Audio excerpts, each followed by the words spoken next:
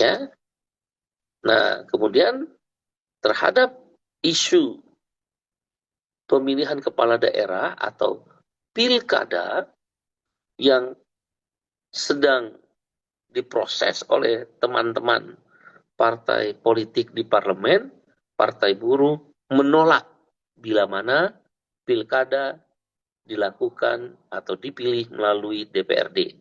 Sekali lagi, sikap partai buruh menolak bila mana pilkada dilaksanakan atau dipilih melalui DPRD. Kenapa buruh ikut-ikutan, partai buruh ikut-ikutan menolak pemilihan pilkada melalui DPRD? Sederhana.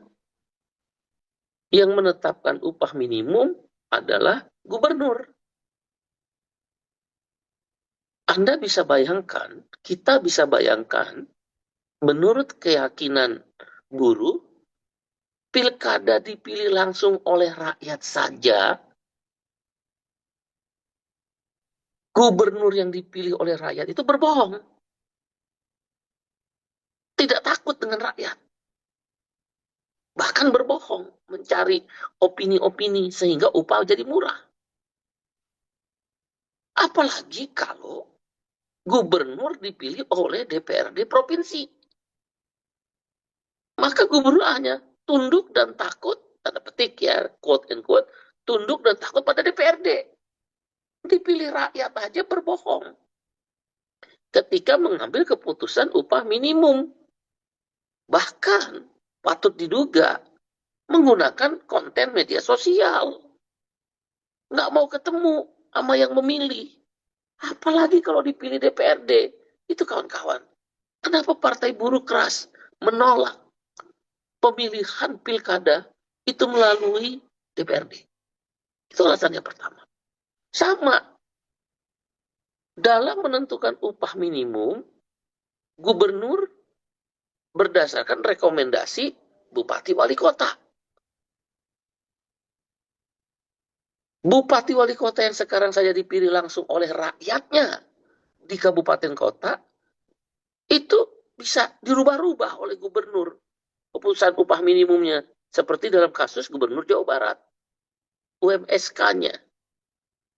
Apalagi kalau dipilih DPRD, kabupaten kota, bupati wali kota nggak mau dengerin lagi suara buruh.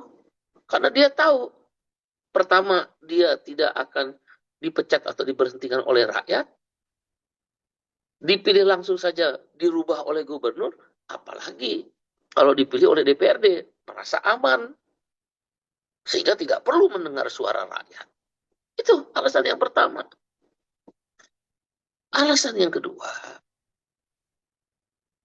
ini belum panjang kita melaksanakan pemilihan kepala daerah secara langsung, belum panjang. Buruh punya traumatik masa lalu di masa Orde Baru. Kalau dibilang biaya mahal, siapa bilang dengan DPRD ada jaminan biayanya lebih murah?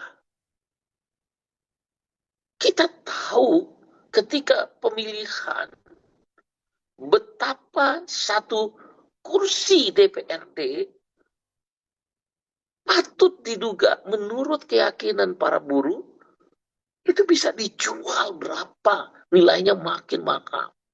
Bahkan tergantung daerahnya.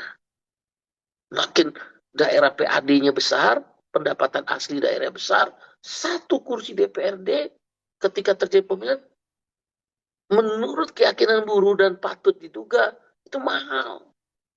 Lebih mahal lagi biaya politiknya.